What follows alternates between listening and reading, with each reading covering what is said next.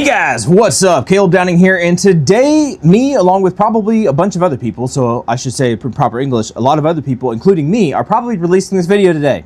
So sorry for the inundation, but we have the new Osight SE MOS. So this is the Osight with direct mount for the MOS footprint. So the absolute best thing about this, two things that stood out to me. Keep this nice, short, and simple. Two things that stood out to me: zero mounting plates. This mounts directly to an MOS footprint. This is an Advantage Arms conversion, 22 conversion kit that I have on a Gen 3 lower. I think this is Gen 3. Doesn't really matter, but it's an MOS footprint. This mounts directly to this, zero plates. The major problem I've had with MOS footprint things before is that the plates can be subpar. Maybe they're cast metal, so they're not perfectly, straight, or maybe they're composite somehow, so they kind of have a little squish to it.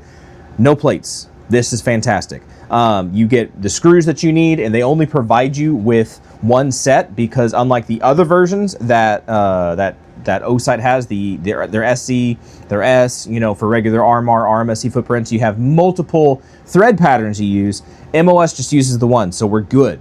This is my understanding of it. That's my understanding of why they provided that. Now, I know the screws that they provided directly fit, no issues, no problems whatsoever, any way, shape, or form. The other thing is you have zero obstruction on your sight line as far as your optic. It's not going to be too high, and I don't think an optic can really be too low, but it's not going to be too high whatsoever, any way, shape, or form. You get a beautiful, perfect co-witness with standard Glock OEM sights. Nothing special. You don't need lower 1/3, or whatever it is, third height sights, suppressor height sights, whatever kind of your special flavor is. Standard, low profile, simplistic sights will get you a beautiful co-witness. So that is actually really, really nice. This hood that goes over the back, that gives it a really strange look when you look at it on the packaging. You're like, what in the world? This looks so ugly. Well, it's functional in its design, right? Obviously, the front portion here, that's for the MOS plate. That's for what that's for. The rear portion, this little hangover, it covers up your irons, and it kind of helps shield your reticle. It protects it from stuff getting down in there. A small downside could be if you did get crud back in there, now it's kind of covered up. It'd be kind of hard to get in there and kind of dig that stuff out.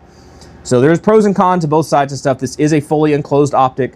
It's waterproof rated to, I think it's IPX7 rating, 1 meter drop, rating. The standard stuff for regular Osights. I think they're pretty much all the same. You're gonna have 3 different modes. If you have your circle dot, you're gonna get about 86 to 87,000 hours of battery life. If you have the dot by itself, you're gonna get about 140,000 hours of battery life. And if you have the circle by itself, you're gonna get about 93,000 hours.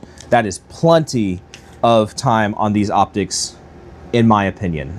For what I'm seeing out of these things, they're not jipping you on it. You're not having to change out these batteries once every 2 months. Like, they legitimately last for a long time. This is not a rechargeable version. I don't know if they're coming out with one at some point or not. This is not a rechargeable version. It does have this interesting section up here, which looks like they might be doing with that something in the future. I'm not going to speak for them. I have no idea why the texture up here is different. I don't know. Really doesn't matter to me, but it is a side-loaded battery. And what kind of battery does it use? I don't know. I'll tell you what kind of battery it uses. This uses it's the small one. So a 1632, uses a 1632 battery. There you go. You do get, along with the screw that comes in here, you do get a couple extra of these little screws.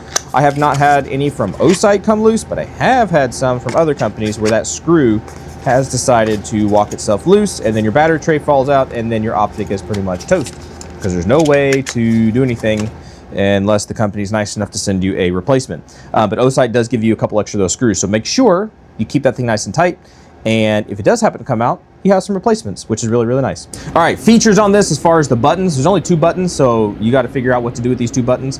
It is not going to give you a light in the middle, like the rechargeable versions that they have, where in the middle there's like a hidden LED. You push plus or minus, and it will give you a green, orange, red, or red. Green, yellow, or red, whatever that is, to tell you your battery life. This doesn't do that. So the reticle should flash at you if it starts to get really, really low. Then you know to change out your battery. Something else, I do believe it does that. That's my understanding. I think it does that. Correct me if I'm wrong. Anyway, something else you can do, if you hit the plus minus, if you hold the plus minus sorry, not the plus minus. If you hold the plus button down, you will turn the optic on if for some reason it's off. If you hold both of the buttons down, plus and minus, you'll turn the optic off. You change your reticle by holding down the minus symbol. You hold down that minus symbol and the reticle will change one at a time. It won't cycle through them, right? You gotta click it and it changes, release, click it, hold it and it changes, that whole kind of thing. If you want to turn the shake awake feature off, some people want to do that, some people like to leave it on all the time. Don't want to trust in shake awake, you just want to, you know, or motion sensing, what do they call it? Shake awake is like a coin term or whatever. Motion sensing. If you want to turn that off, you double click the minus and you hold on the second click. So you would click, hold, and then when it blinks at you twice, you will know that the motion sensing is off. If you click and click again and hold, and it blinks once, then it's saying that motion sensing is on. So overall, those are the main features. Nothing extremely outstanding different. It's not like they're giving you a triangle reticle or, you know, something else like that, anything crazy, which is fine. I'd rather them stay with the simplistic stuff that they have. Easy design, easy use, easy design, easy buttons and everything, and mounting is simple, right? There's no craziness as far as that goes. It's direct threads. You don't have to worry about different mounting patterns, any of that stuff. If you have an MOS, this would definitely be something to look at. So anyway, guys, that is a quick down and dirty look at the new SE MOS optic from Osight. If you want to go check it out, I believe they're on sale. I believe they are on sale at the releasing of this video. I'll try to put that down in the description of the video, how long that goes, and I probably have an affiliate link, so go check that out if you want to. Probably get kickback from that, a couple cents here and there. Helps channel, right? So it is what it is. This has to be said because it just has to be said. Osight does send me a lot of optics, right? I think I have most, if not all, of their optics, and they've given them to me. I've made videos about that and all that kind of stuff, so take what I have said with a grain of salt if you want to. You should do that. You should scrutinize people that get things for free, that's fine. However, I will say this, there's no greater level of my check mark, my thumbs up, than me carrying it, me actually using it. And the guns, the firearms that I carry, if I want something slightly larger, it's a P365 XL, and that has their S, I believe this is the S model. Yeah, the rechargeable S model, I carry that on here, right? The SE, not the rechargeable version, that's the one I carried to church this morning, today, whenever I went out, when we went to church. I trust these optics because I have used them, I have abused them, I've run them through the ringer, and they hold up on par, if not better than other optics. I've had high brand optics just crap out on me. I've had mid-range optics just die for no reason.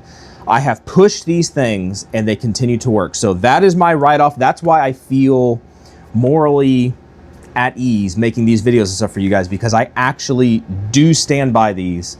I use them. You do with it as you see fit, and if you hear horror stories, well, make sure that's from an actual person who used the product and not just a bunch of hearsay on the internet, right? I'm just gonna throw that out there and leave it there. So anyway, guys, if you wanna go check these things out, I do have links if you wanna go check that out. If you have MOS versions of slides and stuff that you don't want to get an adapter plate or whatever, check out the MOS version, right? Because this MOS version is direct thread. If you have Delta Point Pro optics or slide cuts, whatever, they have the Delta Point Pro version, and then they got all the SE and, or SE, the RMSC and the RMR versions out there. So they got pretty much everything covered as far as the major players on pistol optics, in my understanding. So anyway, that's it. Y'all be good to be safe. I appreciate you guys. Go check this stuff out if you want to, and hopefully we'll catch you next time. See you.